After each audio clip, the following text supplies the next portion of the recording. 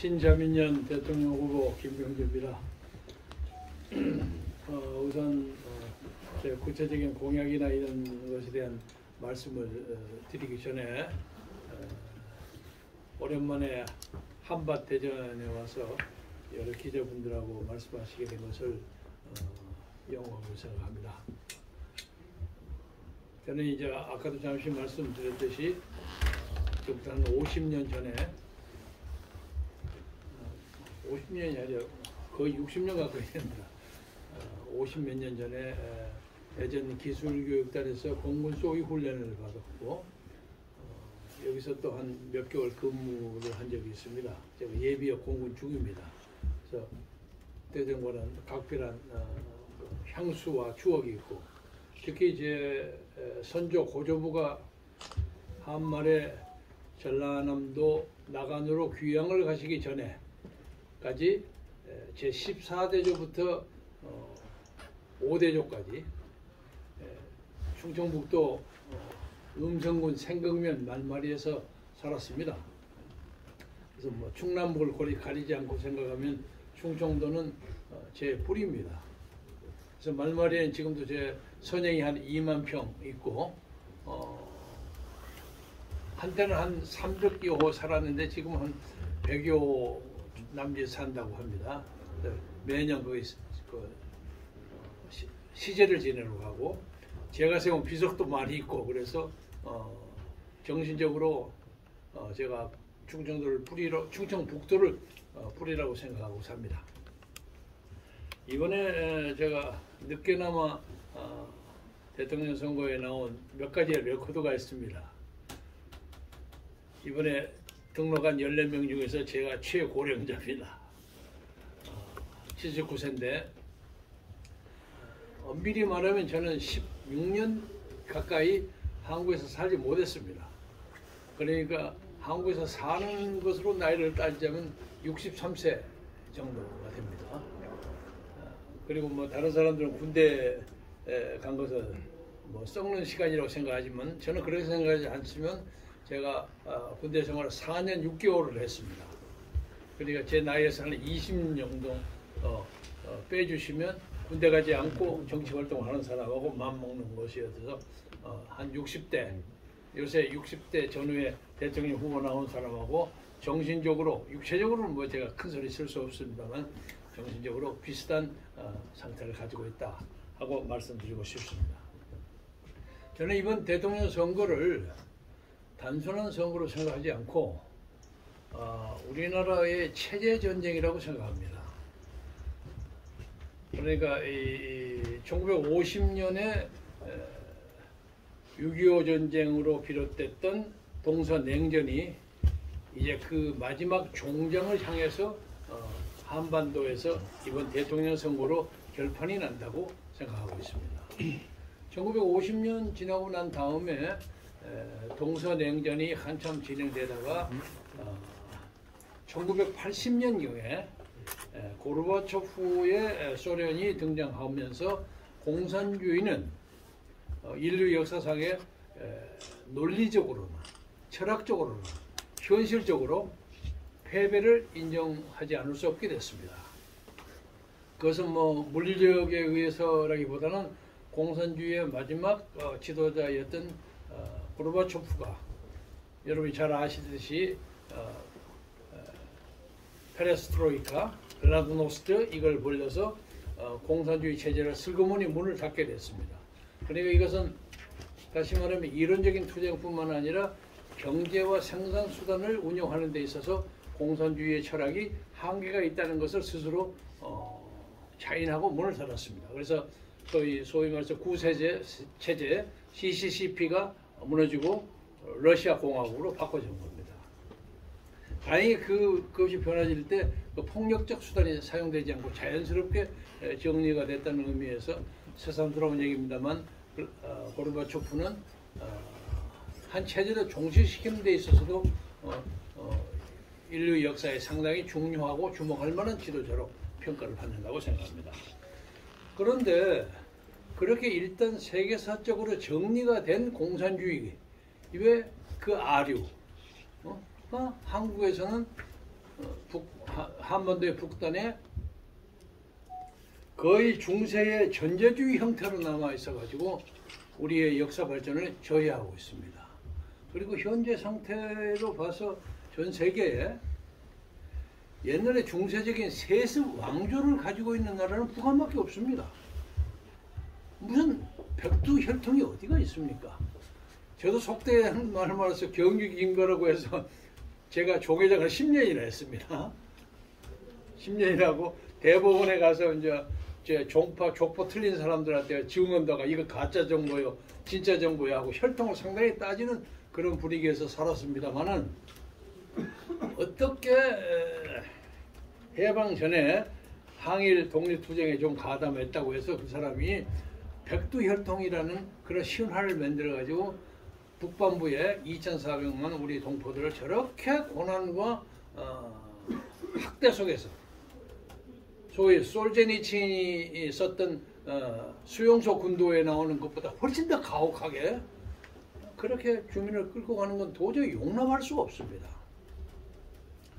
그래서 제가 한때 박정희 대통령 시절에 서울 물리대를 다니면서 뭐 우연찮게 친구들에 의해서 이리저리 떠밀려서 데모 왕초 노릇을 많이 했습니다. 제가 데모는 가장 많이 한 사람입니다.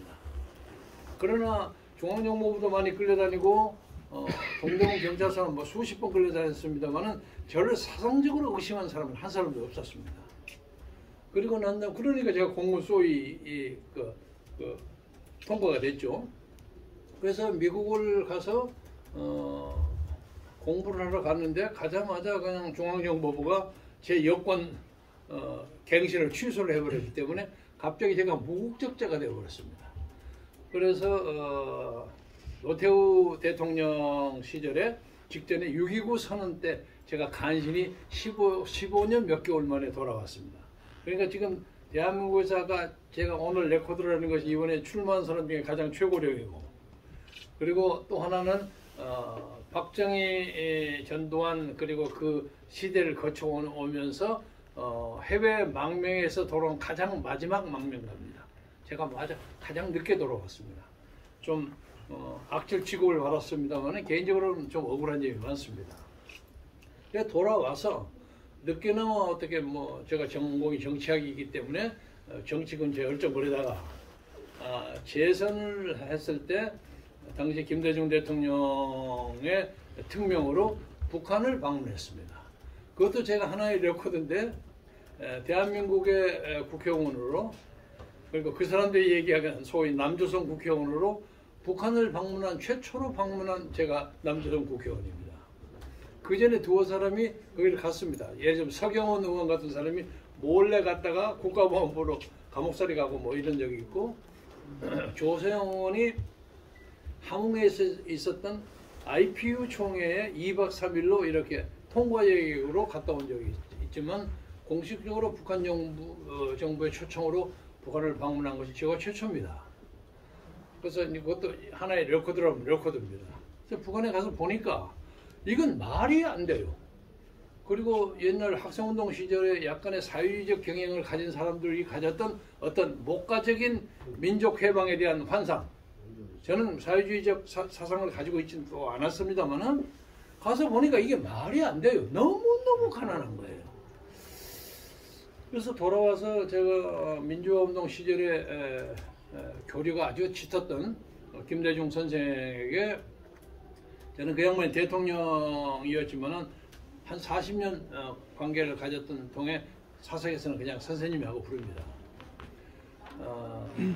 청와대에 가서 제가 뭐 보고를 하면서 북한에 그 돈 지원하고 그거 절대 해서는 안 되겠습니다. 그래서 그 양반하고 뭐 1시간 이상으로 이제 이런저런 보고를 하면서 도저히 서로 양보할 수 없는 그런 입장이 됐습니다. 그래서 제가 나중에는 좀 험한 소리로 가끔 어디 가서 얘기했습니다만, 아니 선생님이 이거 너무 서두는 것이 노벨 평화상 받으려고 서둔다는 말이 있습니다. 이거 무슨 소리를 그렇게 하고 화를 내더라고요. 아니 제가 그런 게 아니라 사람들이 그렇게 합니다.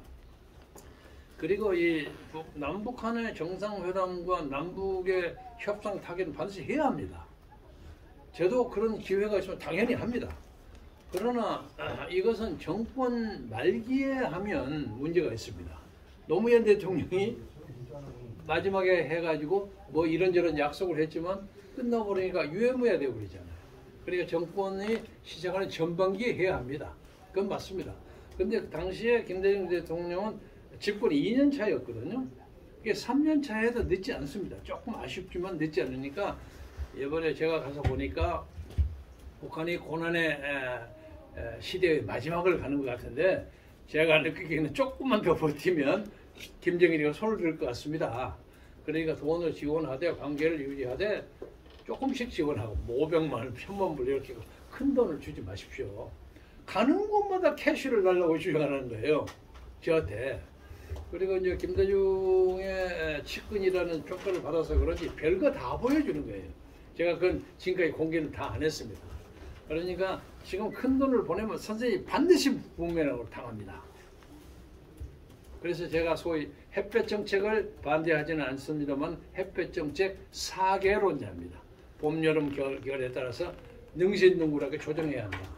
근데 대통령께서 40년 동안 자기를 모셨고 그 양반이 대통령 처음 나왔을 때 첫 번째 출마했을 때 제가 공보비서였습니다.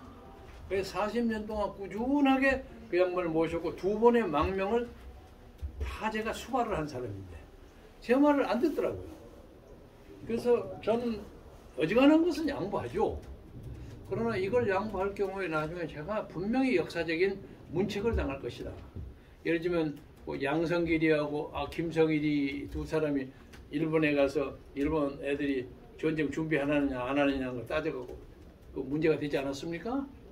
그것처럼 나중에 욕을 먹을 것이다. 그래서 저도 양보를 못했죠. 그래서 그때 결별했습니다. 40년 정치적인 관계를 결별했는데 제가 이제 좀 전에 처지기 때문에 제가 팽당했다고 그럽니다. 그리고 저는 돌아와서 그 후에 한 8년 가까이를 굉장한 정치적 고난을 겪으면서 공천도 못 받고 제가 우스운 얘기로 또 하나 레코드를 얘기하자면 자랑은 아닙니다만 15대 때 제가 전국 최고 득표했습니다. 90.8%를 받은 사람입니다. 그런데 재선을 하고 난 다음에 그다음에 공천을 안 주는 거예요. 뭐 이런저런 이유 때문에. 그래서 웃기는 사람으로 한 8년 살다가 나중에 이제 문재인 후보와 박근혜 후보가 2012년에 대결했을 때 문재인 후보가 자기가 당선되면 NLL을 열겠다고 했습니다. 여러분 기억하시겠죠? NLL을 열면 북한의 어부들이 인천 앞바다에서 어로 사업을 하게 됩니다. 지금처럼 무방비 상태로 국방을 열어줍니다. 그래서 이거 안 되겠다 해서 하나갑 대표하고 한광호 제3시가 박근혜 후보를 지지하기 위해서 나섰습니다. 그래서 2012년 박근혜 캠프에 가담해서 지금까지 딱 10년입니다. 그동안에 박근혜 대통령을 청와대에서 한 1년여 모셨고 자유총연맹에 가서 2년 동안 총재 노릇을 했는데 물론 강력한 추천을 받았습니다만 선거로 이긴 것입니다. 박근혜 대통령이 임명한 것이 아닙니다. 그리고 자유총연맹의 480여 명의 대의원이 만만치 않는 사람들입니다. 제가 바로 직전에 제 대선배인 이동복이라고 있죠. 이동복이라는 남북 적십자회담 대표 수석대표 그 양반 떨어졌어요 선거에. 허준영이라는 경찰청장 출신에 떨어졌습니다. 근데 그 양반이 1년 자녀 임기를 채우면서 전국의 조직을 강화한 압도적인 그 기득권을 가지고 있는 판에 들어가서 제가 선거로 이긴 겁니다. 그런데 문재인 대통령이 와서 저를 이것저것 요새 유행하는 소위 법인카드 운운을 해가지고 말도 안 되는 얘기를 해가지고 저를 쫓아냈습니다. 끝나고 나니까 아무 소리도 없어요. 다 지나가고 그러고 말하는데 그리고 박근혜 대통령의 탄핵의 부당성을 주장하면서 지난 5년 몇 개월 동안 5년 동안 광화문 세력의 주요 연설을 참여했고 그 과정에서 정광훈 목사를 알게 됐습니다. 왜 저는 정광훈 목사의 신앙에 대해서는 잘 모릅니다. 저도 미국에 가서 신학교를 졸업하긴 했습니다만 그 양반의 신앙이 뭔지는 잘 모르고 다만 광화문 세력의 주요한 주역의 한 사람으로서 문재인 대통령을 비판하는데 제가 뜻이 맞았기 때문에 같이 지내는데 최근에 국민혁명당 대통령 후보까지 선출 압도적으로 됐습니다. 압도적으로. 어느 지역에서는 80% 이상, 75, 대구는 71, 뭐 이런 식으로 압도적으로 이겼는데 그 양반이 갑자기 윤석열 후보를 그냥 이거저거 따지지 말고 그냥 단일화를 하자. 그래서 제가 윤석열 후보에 대한 조건을 하나, 그런데 이것만 이제 제가 중점적으로 말씀드리려고 합니다. 박근혜 대통령의 탄핵 문제에 대해서 국민 앞에 사죄해달라. 근데 이것은 어떤 사죄냐면요. 저는 탄핵 전 과정의 책임을 윤석열 후보에게 돌리는 거 아니옵시다. 다른 양반들은 그렇게 오해를 하시는데, 탄핵이야 국회에서 한 거 아닙니까? 국회에서 한 것도, 국회도 그때는 뭐라고 할까, 신한국당 쪽이 한 것이 아니라 야당 쪽에 김무성하고 유승민이가 한 겁니다. 62명이. 그 양반들이 성을 가지고 이제 적군이 쳐들어오니까 문 열어준 거예요. 그러니까 야당의 책임입니다. 그러니까 국회 탄핵 책임에 대해서 윤석열은 책임 없습니다. 그 다음에 헌법재판소 간 것도 윤석열 후보가 아무 책임 없는 겁니다. 그렇죠? 제가 말씀드린 것은 그것을 사법적으로 처리를 할 때 박근혜 대통령에게 부여된 예를 들면 10가지, 9가지가 됐는데 뭐 9가지라고 9가지 혐의에 대해서 과도한 수사를 했습니다. 방금도 제가 이재수 장군 의혹을 참배하고 갔습니다만 그 양반도 육군 중장으로 장래가 촉망되는 사람인데 얼마나 화가 났으면 저렇게 자기를 했겠습니까? 그런데 뭐 이재수 장군만큼 하지는 않았을지 모르지만 하여간 과도한 수사를 해가지고 30년 플러스 15년 45년에 구형을 했어요. 그런데 여러분 생각해 보세요. 어떤 검사가 어떤 사람에게 5개의 혐의를 가지고 구형을 했는데 5개가 다 무혐의가 됐어요. 만약 그렇다면 이 기소 구형한 게 잘못된 거 아닙니까? 그렇죠? 만약에 어떤 거 하나를 5년을 구형을 했는데 판사가 2년이나 3년이나 1개월이나 실형을 엄포했다면 그건 맞아요. 그런데 전혀 혐의가 없다고 다 부인한 거예요. 그러니까 검사로서는 책임을 도덕적 책임을 느껴야 한다는 거죠. 그리고 22년에 형을 받은 것은 딱 하나입니다. 정유라에게 이재용 삼성 부회장이 말을 3피를 빌려주라고 그걸 했다는 거예요. 근데 그걸 말을 준 것도 아닙니다. 족보는 삼성에 있는 족보를 빌려주라고 했다는 거예요. 그런데 정유라는 것도 국가대표급 선수고 금메달도 받았어요. 빌려달라고 얘기할 만해요. 근데 사실은 그 사실 사건을 자체를 박근혜 대통령 모릅니다. 빌려달라는 말을 한 것도 없어요. 근데 자기들이 만들었어요. 그러니까 묵시적인 청탁. 우리나라 참 세종대학에 들어보면 깜짝 놀랄 거. 묵시적 청탁. 간접적 뇌물. 경제적 공동체. 저는 저도 뭐 한글에 있어서는 여러분 언론인 앞에서 너무 자랑을 해서 미안합니다만 저도 언론인 행사를 미국에서 많이 했습니다. 신문사 사장을 11년 했으니까 나는 그런 단어 들어본 적이 없어요. 그런 걸 가지고 22년 후 선고받게 만들어서 이 책임이 윤석열에게 있어요. 그러면 적어도 이 문제에 대해서 사과해달라는 거였습니다. 그렇지 않습니까? 아무리 정권 교체가 시급하다고 할지라도 이걸 사과를 해야만. 제가 5년 동안 광화문에서 그렇게 외치고 슬피 울면서 찬 겨울 바닥을 무시하지 무릅쓰고 기도하고 찬양하고 노래 불렀던 그 많은 사람들의 원한을 풀어줘야 될 거 아닙니까? 제가 무슨 이 나이에 벼슬을 하려고 윤석열이한테 무조건 가서 뭘 합니까? 이걸 합시다 하니까 정광훈 목사를 반대한 거예요. 그리고 제가 대통령 후보가 되는데 그 운영한다는 운영 자금도 안 줘버리는 거예요. 그래서 결별을 하게 됐습니다. 그래서 욕을 좀 많이 먹었습니다만은 다행스럽게 저도 성깔이 제일 없는 사람이 아닌데 다행스럽게 제가 그때 코로나가 걸려가지고 건국대학교 병원에 입원을 하게 돼서 그 양반이 한 그 욕을 직접적으로 안 듣게 됐어요. 그래서 참다 보니까 많은 사람들에게 제가 상당히 참을성이 있는 사람으로 평가를 받게 돼서 나중에 와서 보니까 욕을 엄청나게 해놨더라고요. 그래서 그냥 웃어버리고 말았는데 요새 그 양반도 그 양반이 욕하고 함부로 말했던 것에 대한 비용을 지불하고 있는 것처럼 보입니다. 그래서 적어도 정광 목사는 뭐 제가 틈틈이 그 얘기 합니다만 그가 광화문에 이 나라 역사상 가장 많은 청중을 통하는 그런 좀 불세출의 역량을 가지는 것은 맞습니다. 그러나 이번에 대통령 선거에서 윤석열 후보를 무조건 처음부터 지지하는 것은 그 양반의 정치적 선택에서 좀 순진해요. 순수해요. 그래서 뭐 언젠가 또 같이 만날 수도 있으리라고 생각합니다만은 하여간 그것 때문에 제가 국민혁명당 대통령 후보에서 그냥 사퇴를 하고 있었는데 마침 여기 계시는 우리 박사구 대표께서 김종필 선생의 정신과 뜻이 어린 신 자유민주연합 대통령 후보로 저를 초빙을 해줘서 감사히 받고 하다 보니까 충청도에 대한 뿌리가 아까 말씀드린 것처럼 조용히 있어서 이것도 신의 은총이구나 하고 생각해서 오늘 여기 와서 여러분에게 인사를 드리게 됐습니다.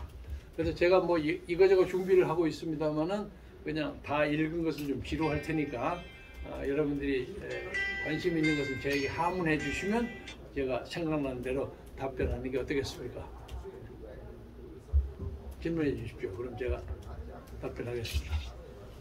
말씀하신 것처럼 예. JP 어르신의 어떤 그 뜻을 이어받아서 한다고 이렇게 생각되는데 정권의 뿌리라고는 장면을 다시 이제 복원시키는 거로 이렇게 생각하시면 되겠습니까? 뭐 부분적으로 맞습니다만 그건 전부는 아니라고 생각하고요. 저는 개인적으로 김정필 선생을 잘합니다.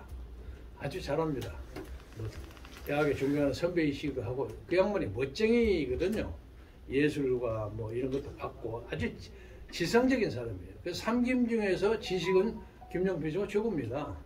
그러나 이제 그 양반이 대통령을 못했다는 아쉬움은 있지만 저는 그 양반을 혁명화 김정필로 생각합니다. 5.16을 완성시킨 사람이에요. 그러니까 그리고 처음에 박 대통령 치하에서 제2인자로 서시다가 또 그렇게 보면 반대파가 많이 있지 않습니까? 그걸 참고 외유도 하고 그러다가 무리하지 않고 자기의 처지를 숙명으로 받아들이는 지혜로운 사람이었다고 생각합니다. 만약에 거기서 그 양반이 뭐 이방원이처럼 뭐 일을 벌였다면 복잡해졌을 거예요. 결과는 어떨지 모르겠지만 그러나 자기의 운명을 수용하고 그 양반은 내가 바둑도 띄워본 적이 있는데 멋쟁이에요. 제가 쓴 김영욱 회고록 책에도 JP에 대해서 한번 읽어보십시오. 제가 제 심정이 다 표현되어 있는데 그는 혁명화입니다. 근데 그 혁명화라는 것은 그 돈 쓰고 조직 만들어가고 대통령 되는 것보다 훨씬 더 위대한 자리라고 생각합니다. 그래서 저는 그 양반이 직계 부활을 해본 적은 없지만 그 양반도 사상적인 갈등을 학생 시절에 있었던 걸로 생각합니다. 그러나 그런 문제에 대해서 다 극복하고 또 자기하고 사상적으로 상당히 거리가 있었던 김대중 씨하고 같이 DJP를 만들고 그래서 정권을 끌어가고 그리고 또 그때는 같은 캠프 안에 있으면서도 또 군부 세력하고는 약간의 긴장관계가 있잖아요. 그런 것들을 잘 푸는 지혜로운 정치인이었다고 생각합니다. 그래서 저는 이제 그 양반의 정치 사상을 정확하게는 잘 모릅니다. 잘 모르지만은 적어도 우리 박성우 대표가 그 제의를 하셨을 때 지금 우리나라에 소위 말해서 적당한 단어가 뭐가 있는지 모르겠지만 군소정당, 현역이 없는 정당이 한 30여 개 되는데 별정당이 다 했습니다. 별정당이 다 했는데 한 대여섯 군데서 저한테 그 오퍼가 왔어요. 오퍼가 왔는데 사실은 우리 박성우 대표님 하기 전에 어떤 내하고 좀 깊이 관계를 했다가 나중에 보니까 그 당 호피로 보니까 어마뜨거라 별거 다 벌어졌더라고요. 사태가. 그래서 이거 그만두자고 해서 중단하고 있는 차제에 그전에 잠깐 만나 뵀던 박성우 대표가 아직도 저에게 관심이 좀 있다 하는 것을 알고 제가 열심히 달라붙었어요. 달라붙어서 표현이 적절한지 모르겠어요. 그래서 그냥 호쾌하게 받아주셔서 적어도 이 정당은 충청남북도 대전을 본산으로 하고 있지만 그러나 JP가 가지는 철학과 정신이 있기 때문에 저도 옛날 민주당 할 때 전민연을 잘 아니까 그리고 DJP 같이 해가지고 총리하고 이한동 뭐 이런 분들하고 제가 다 많이 어울려서 살아서 저는 이제 민주당의 중도 우파입니다. 근데 지금 현재 더불어민주당의 중도 우파가 거의 없어요. 다 없어져 버렸어요. 뿔뿔이 흩어져 버렸습니다. 그리고 옛날에 뭐 3선 4선 하는 사람들은 골프나 치고 살고 그래버립니다. 그런데 저는 저도 이제 그럴 만한 나이 현실적으로 됐지만 정신적으로는 적다고 할지라도 그런데 우연히 이제 광화문에 가서 마이크를 잡는 것 때문에 현재 광화문에 대한 대변인을 자처하는 사람이 몇 사람이 있습니다만은 저는 그 중에서 적어도 광화문 사람들이 한 4,500만 명 정도는 박근혜 대통령의 탄핵의 부당성을 깊이 인식하고 이것을 풀지 않고는 어떤 사람을 지지하는 것이 옳지 않다 하고 생각을 해서 솔직히 말해서 좀 떠밀려 나오는 기분입니다. 사실은 슬금이 빠지고 싶은데 뭐 기도하시는 분 여러분들이 너 끝까지 안 가면 너 비겁한 사나이다. 그래서 나서 보니까 이것도 내가 충분히 인생의 영역을 동원해서 충실히 옛날 책을 썼던 것처럼 할 만한 일이다 하고 보람을 느끼고 또 특히 그 많은 사람들이 제가 간신히 등록을 할 돈밖에 다 긁어서 등록할 돈밖에 없었는데 그걸 조금씩 이렇게 펀드를 가지고 저를 이어주는 어제도 제가 그 말씀드렸습니다만 요새 제 삶 자체가 하나의 경이입니다. 기적입니다. 그래서 등록을 해놓고 돈이 한 푼도 없어서 이제 유세차를 만들어야 되겠는데 유세차를 아무리 줄여도 돈이 얼마 1억 얼마 이렇게 들거든요. 근데 어제 갑자기 1억짜리 펀드가 들어왔어요. 그래서 이거 참 세상은 이렇게 경이로운 삶도 있구나. 그리고 제 핸드폰에는 많은 사람들이 당신이 기도해라니 내가 기도 덕분에 들어왔다고 그래서 제가 좀 신앙심이 좀 부족한 건 고백합니다만은 열심히 하나님한테 기도하면 도움 되겠구나 하는 그런 생각도 들고 그럽니다. 그래서 저는 여러분에게 이제 이 자리를 빌어서 말씀드리고 싶은 것은 여기도 많은 사람들이 그렇게 생각할 거예요. 야, 네가 그래가지고 어떻게 1, 2번을 이기겠냐? 택도 없다. 이렇게 생각하시는 분이 많은 걸로 압니다. 그러나 저는 정의가 불의를 향해서 투쟁을 선포하는 순간이 정의에게는 승리의 순간이라고 생각합니다. 저는 그것을 요새 한 2, 3주 동안 뼈저리게 느낍니다. 그리고 지금 오늘 아침 신문에도 그런 제목이 나와 있는 걸 보았습니다만 대한민국에서 헌정 질서가 수립되고 대통령 선거가 19번이나 돼서 지금 20번째인데 여야를 막론하고 이토록 모든 조건에서 대통령 후보 답지 못한 사람이 나서서 설치는 선거는 없습니다. 저는 요즘 이회창 후보를 개인적으로 잘합니다. 제가 무서운 얘기를 하도 많이 돌아다니면서 여야를 막론하고 많이 합니다. 그래서 특별하게 제게 원수지어서 사는 사람 별로 없습니다. 그런데 그 양반이 예를 들면 노무현하고 붙지 않았습니까? 얼마든지 대통령 하고도 남은 사람들이에요. 그러니까 뭐 김종필 선생이나 이회창 선생이나 뭐 누구든지 간에 다 대통령을 할 만한 사람들이에요. 근데 저는 지금 두 사람에게 대단히 미안한 얘기지만 두 사람 다 대통령이 돼서는 안 될 사람들이에요. 뭐 그 내용은 여러분이 잘 아시겠죠.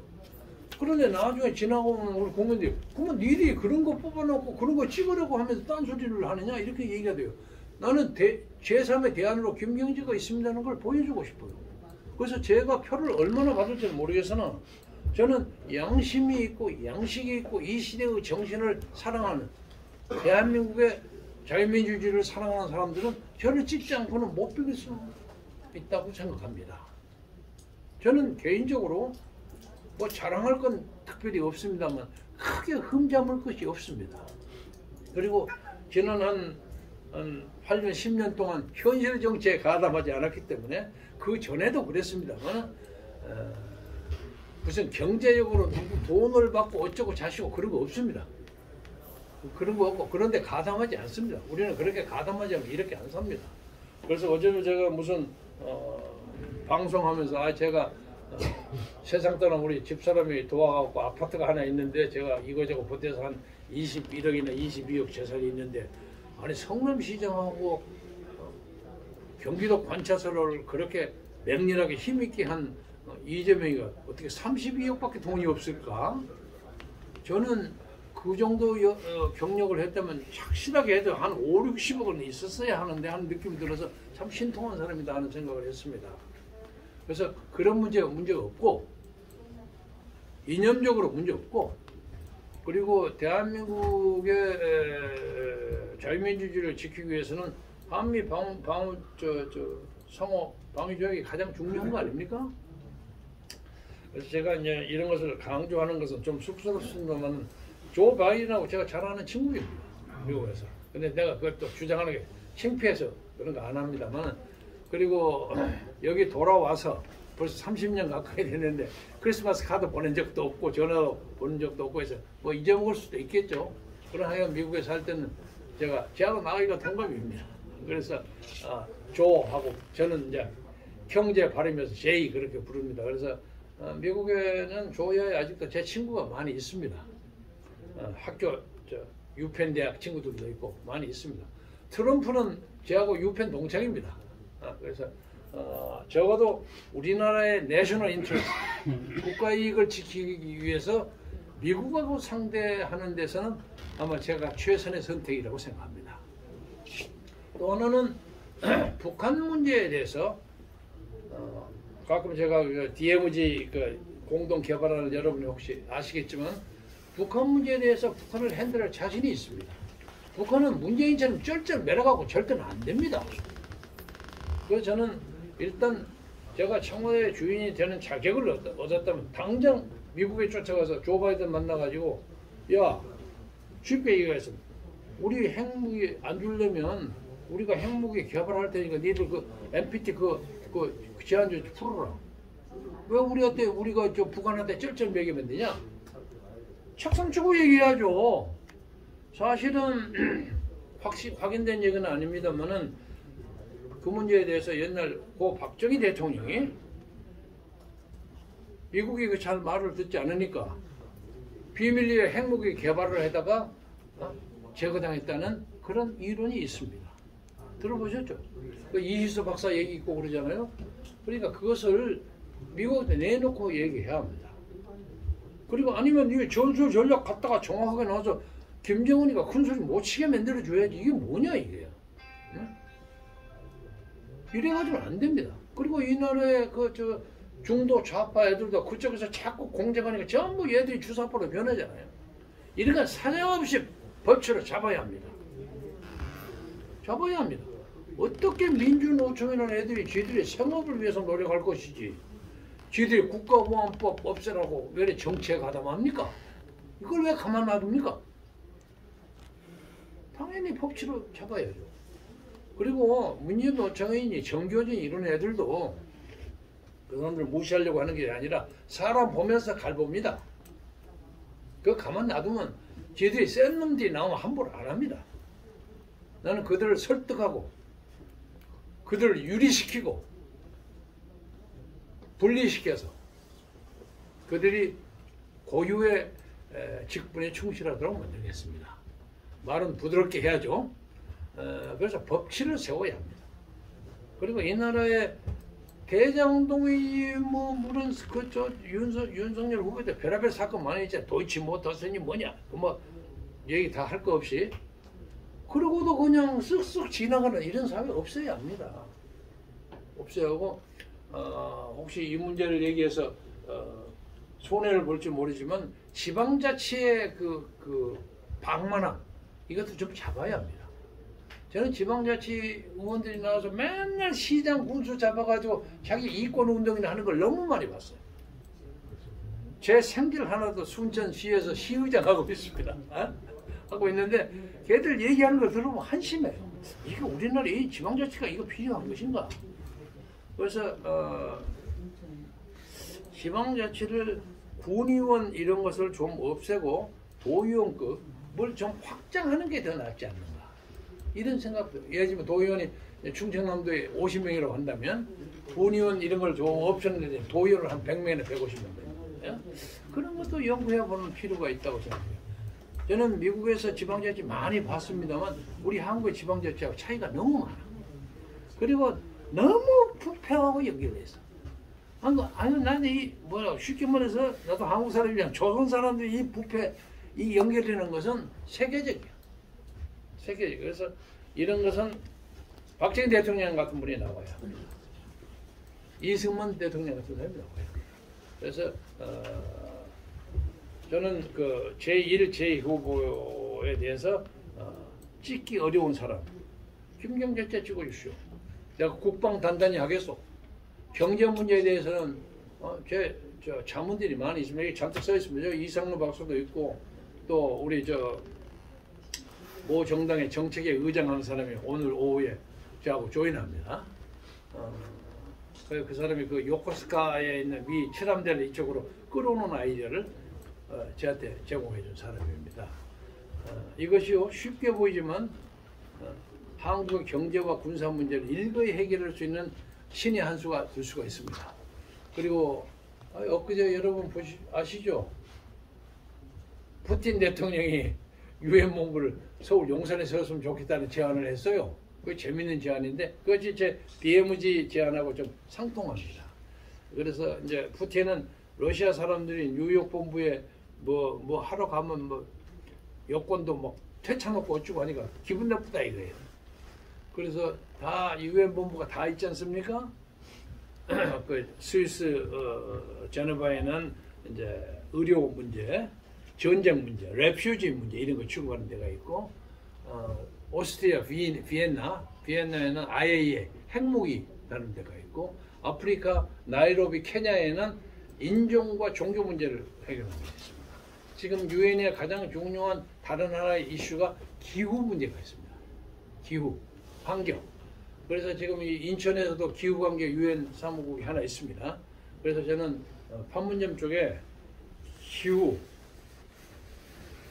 북한에서 중국에서 나르는 그 매연 이런 걸 해결하는 석탄화 이런 걸 해결하는 유엔 사무국을 그쪽에 세우고 싶은데 부친은 유엔 본부를 옮기자는 얘기까지 하는데 그건 좀 지나칠 수가 있습니다. 미국이 가만두겠습니까? 그래서 제5 유엔 사무국을 한반도 중심에 세우고 이것을 인천에서 금강산 있는 그 지대를 월드 피스 존으로 만들면 북한도 좀 잘 먹게 살고 걔들도 잘 먹고 배가 뜨뜻해지면요 공산주의 뭐니 버립니다. 그리고 우리나라 그 사람들은 몰래 우리나라 드라마 보고 난리치잖아요. 가서 보면 남한에 대한 향수가 말할 수 없이 많아요. 2,400만 동포도 우리 국민입니다. 엄밀히 말하면 북한은 대한민국의 영토를 불법 점거하는 반란집들입니다. 그런 입장에서 당당하게 북한을 상대해야 합니다. 아니 벨레스틱 하나 싼다고 해갖고 막 발발 떨고 막 초소 다 없어. 그래가지고 어떻게 종전선언이 됩니까? 저는 웃기는 소리야, 웃기는 소리. 정책의 ABC도 모르는 사람들이에요. 그래서 여러분들께서 충청도가 보통 선거에서 터닝 포인트를 만드는 데라고 그러지 않습니까?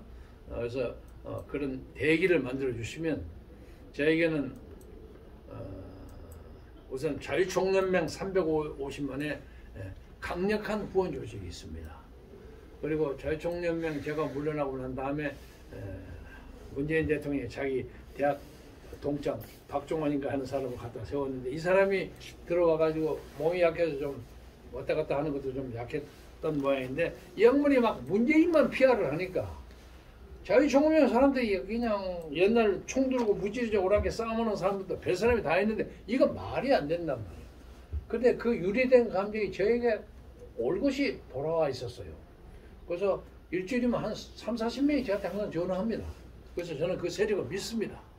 그리고 뭐 천태종하고도 제가 그 가장 높은 지도자고 형님 동생 하는 사람인데 요새 천태종이 너무 세다고 하니까 막 이인영이도 가고 윤석열도 가고 이제 왔다 갔다 하는데 그러나 오늘 아침에도 내가 원명 스님으로 또 메시지를 받았어요. 그래서 상당 부분이 저에게 아직도 사랑이 있으리라고 생각하고 국민혁명당 사람들도 정광훈 목사하고 좀 갈리긴 했지만 아직도 저를 사랑하는 사람이 많이 있다고 생각하고 정광훈 목사도 필요하면 제가 잘 화해하겠습니다. 화해하고 그 양반이 요새 좀 실수를 해갖고 그저 윤석열 후보 부인에 대해서 좀 이렇게 터지는 말로 좀 말을 실수해가지고 공경을 겪는데 제가 생각에는 지금 좀 후회하고 있으리라고 생각해요. 천천히 해야지, 천천히. 그리고 마지막으로 말씀을 드리고 싶은 것은 그제 제가 어떤 분의 제보를 가지고 제 동영상에 발표를 했는데 윤석열이가 만든 지금 선거대책위원회 30명의 그 간부 중에서 28명이 검사예요. 두 사람은 판사예요. 조호영이하고 김기현이. 그래서 판사는 좀 낫습니다. 그러니까 이것이요, 검사를 다 나쁘다고 볼 수는 없지만 검사는 사람의 생명을 가지고 이렇게 다루는 거 아닙니까? 감옥 소하는 거? 그러니까 이 대장동에서 야보처 양아지처럼 돈 뜯어먹는 사람보다 인간적으로 더 나쁜 사람들이에요. 솔직히 여러분이 이윤복이라는 책 보셨죠? 이재명, 윤석열 복이라는 책 누가 쓴 거 나온 거 바로 거기에 나온 겁니다. 윤석열이가 가담했던 혐의를 받고 있는 범죄, 혐의, 그것이 이재명이가 받은 것보다 훨씬 더 지독하다는 얘기예요. 저는 그게 맞다고 봅니다. 그래서 충청도에서 여러분이 점잖게 중심을 가지고 쳐다보세요.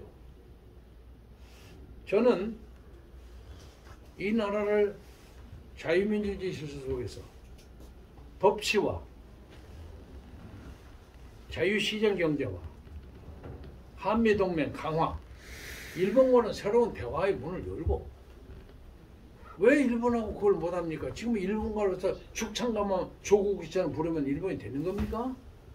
보세요. 일본하고 미국은 2차 대전 때 서로 원자탄을 던지고 주고받은 원수하는 지금도 가장 친한 동맹 아닙니까? 외교는요. 국가 이익을 위해서 상대를 해야 합니다. 우리는 일본을 강력한 국군으로 잡아야 합니다. 그런다고 외놈하고 용어하면서 말이지 막 무찌르자 일본 놈하고 축창 가지고 싸우면 동학 농민의 입장을 세워가지고는 이건 현대 정치에 전혀 맞지 않는 것입니다. 그렇다고 제가 일본을 올리려고 하는 뜻은 아니고요. 그리고 다른 말씀 하나 드리고 싶은 것은 우리 공약에 있습니다만은 인천에서 당진 쪽까지 해저터널을 두르면 10분 만에 인천공항에서 당진을 오서 대전에는 30분만 옵니다. 그래서 그 충청도가 사실상의 세종시와 끝나고 제가 세종시 갈 얘기입니다만 대전을 중심으로 한 한반도의 중심 내장이 됩니다. 내장. 이 지도를 보면 토크를 보면 내장이 되는데 그런 게 있고 또 육군사관학교 이쪽으로 오게 되는 아이들 또 다른 사람이 뺏어가려고 그러죠. 육사는 논산훈련소 그 근처로 오는 게 당연하고 그리고 지금 북한하고 우리가 꿀린 게 뭡니까? 이거 미사일 쏘가지고 우주를 장악하고 그런 거 아닙니까? 그 한공 우주국 이런 것이 여기 한밭에 있어야죠. 한밭 큰 밭에 그런 문제에 대해서 제가 뭐 지역 공약은 자세하게 말씀을 드릴 것은 없습니다. 대충 그런 겁니다. 그리고 세금을 내리고 양도세 이런 거 내리고 그리고 왜 이 사람들이 사고방식이 돼요. 저도 이 정치학을 했습니다만 정치경제학이라는 게 있습니다. 정치경제학은 이런 뜻입니다. 아파트가 급이 많이 올라가니까 세금을 많이 낸다. 김동연 전 부총리가 얘기했잖아요. 세금이나 부동산의 100%이 초과이익 전부 다 세금으로 다 거대한다고 주장하더라는 거예요. 그래서 당신들 미친놈이요? 그러고 싸움했다는 거예요.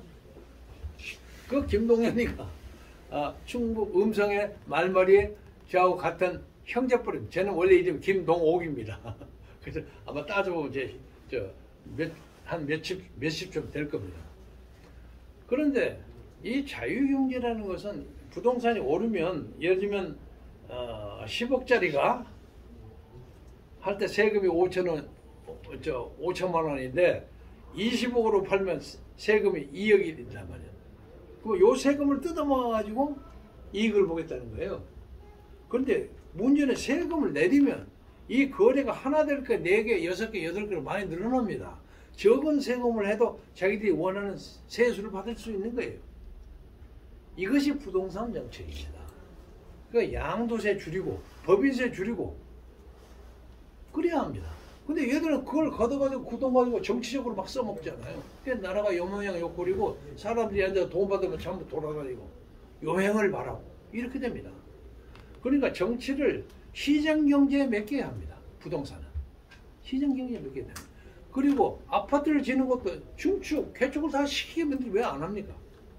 저는 전 세계 많은 도시를 돌아다녔어요. 덕분에, 망명가 덕분에 전 세계를 돌아다녔어요. 별거 다 봐요. 예를 들면 시카고 트리뷴이 있는 거리가 탁 나오는데 건물이 전부 다릅니다. 조각 같아요. 현대판, 불합화판, 바로코판 전부 건물은 건물 구경만 해도 하루 종일 걸려요. 그러면서 제가 이런 생각합니다. 우리 한국의 한강만큼 좋은 자원이 없어요. 여러분 파리 가보셨어요? 파리 미라보 다리가 있는 그 세느강 거기에 요렇게 좁아요. 그 요렇게 노란 녹조에 물이 안 흘려가지고 냄새 풀풀 나요. 나 프랑스 사람들 화내겠지만 그걸 보고 가만 사람들이 좋다고. 그에 비해서 한강은요 적어도 4배 정도 높습니다. 그리고 우리가 수온 관리가 잘 돼 있잖아요. 여기다가 좋은 마천루와 스카이라인을 세우면 세계적인 관광이 됩니다. 세계적인 관광. 내가 마천루에서도 많이 오래 살았죠. 제가. 근데 거기는 이제 바닷물이기 때문에 좀 다르긴 합니다만 그것도 오래 건물이 돼갖고 이제 낡아가지고 복잡해. 근데 한강 같은 데 잘 세우면 한강은 이쪽에 여의도에서 이렇게 해서 인천에서 바닷물까지 올라옵니다. 이렇게 빠지고 야, 이거 만들면 얼마나 좋겠노 이런 생각이 들어요. 그래서 그런 것을 경험이 있는 사람한테 맡겨주십시오. 보는 게 많습니다. 그래서 이 나라 젊은이들이 왜 우리는 집 안 주느냐고 후절이 뺑뺑 치는데 나는 그 젊은이를 보고 야단칩니다. 건방지게 네가 뭐 태어날 때부터 집을 가져야 한다는 권리를 태어나고 나서 우리는 자취방 하나를 못 얻어서 쩔쩔맸어. 고생을 하고 살고 이렇게 만드는데 얼마나 우리 선조들이 노력했다는 걸 생각해야지. 어? 갑자기 왜 우리 뭐 안 주느냐. 물론 걔들의 불만도 있습니다. 우선 그 사람들에게 이념교육과 민주화 교육을 시켜야 합니다. 그래서 노력하면 우리도 손흥민도 되고 방탄소년단도 되고 얼마든지 될 수 있고 저는 이 국악 K-팝 중에서 국악도 세계화시킬 수 있는 방법이 얼마든지 있습니다. 저는 오페라 그런 거 참 좋아하는 사람입니다만 아주 버릇처럼 많이 다니고 제가 필라델피아 살 때 그 유진 올만디의 필라델피아 필하모닉 오케스트라는 시즌 티켓을 한 6, 7년 받아가지고 제 집사람이 맨날 가서 내가 꾸벅꾸벅 졸면서 그거 많이 들어요. 아이가 뭐 그냥 뭐 브람스니 뭐니 그냥 귀에 짝이 있어. 그러면서도 한국의 마당곡도 그렇게 만들 수 있어요. 얼마든지. 그러니까 한국 민족과 한국 문화의 세계화 21세기의 동북아시아 시대입니다. 21세기 동북아 시대에 한반도가 세계의 중심지가 얼마든지 될 수 있습니다. 이건 그냥 제가 국수주의로 그냥 재는 것이 아니라 얼마든지 될 수 있습니다. 근데 요 모양 요 꼴로 대장동이나 하고 사람 적폐청산한다고 보복이나 하고 이건 김정은의 밥이 되는 겁니다. 김정은의 밥이 됩니다. 그리고 그 사람들 좌파라는 건 죽기 살기로 앉아서 아침 저녁으로 막 동고동락하면서 같이 막 혼수하고 산다 그러잖아요. 어떻게 하면 이거 뒤집어 엎을까 하는 생각만 하고 있어요. 그래서 이것을 자유주의자에게 국민이 맡겨주는데 충청 도민들이 마음을 탁 열어주시기를 바랍니다. 그러면 이제 우리 선조도 4대조까지 여기 전까지 사시고 해서 충청에 남다른 애정을 많이 가지고 있습니다. 그리고 이제 제 파조는 경상북도 안동이에요. 그러니까 경상도, 충청도, 전라도에 제가 아이덴티티가 다 있습니다. 그래서 어느 지역에 기울이지 않고 나라를 잘 발전시키고 북한에 가서도요. 제가 금방 얘기입니다만 북한에 가서도 제 지지하는 사람이 많습니다. 예를 들면 그 뭐 최아무개 그저 고문부 축전하세요. 그 사람이 상당히 남한하고 같이 어울려서 나라를 열자는 생각을 많이 가지고 있었어요. 근데 그렇게 그냥 비참하게 죽어버리고 그건 친족 간의 싸움이죠. 저 연개선무 밑에 아들 남상 남건이 싸움한 거와 마찬가지예요. 그러니까 강력한 무기를 가지고 나라를 통치할 수 없는 겁니다. 그렇잖아요. 그때 제 선조가 하나 이제 김춘주가 북한에 가서 뭐 삼원 통일합시다. 그러니까 명령하고 미친놈이 하나 왔네. 감옥소에 넣어버렸잖아요. 죽을 뻔했어요. 그러나 결국 삼원 통일은 김춘주가 시키지 않습니까? 역사가 그렇게 됩니다. 부메랑이 와서. 그래서 저는 다른 건 몰라도 이재명과 윤석열보다 훨씬 더 나라를 잘 끌어갈 자신이 있습니다. 제 얘기는 뭐 사람은 많지 않고 돈도 막 째째 매지만은 그러나 그런 기적을 한번 만들어 보고 싶습니다. 여러분이 많이 도와주시기 바랍니다. 네. 감사합니다. 다른 말씀 아무 말씀 없으시죠? 나중에 뭐 제가 뭐 구체적으로 경제 문제, 뭐 주식 문제, 뭐